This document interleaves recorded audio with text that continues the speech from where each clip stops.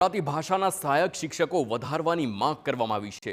શાળા સંચાલક મંડળે સરકાર સમક્ષ રજૂઆત કરી છે અને શિક્ષકની ભરતીમાં ગુજરાતી શિક્ષકોની જગ્યા વધારવાની માંગ કરી છે।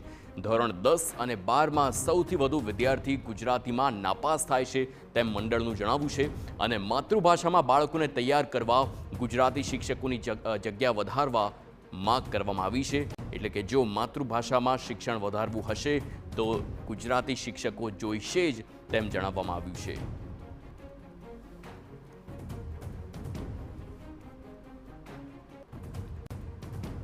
મેં માગણી કરી છે કે ગુજરાતના વિદ્યાર્થીઓના હિતમાં ગુજરાતી વિષયની અંદર સ્નાતક અને અનુસ્નાતક થયેલા વધુમાં વધુ ઉમેદવારોની ભરતી થાય અને એની ભરતી થશે તો એ સાથે સાથે હિન્દી સંસ્કૃત જેવા વિષયો ભણાવી શકશે।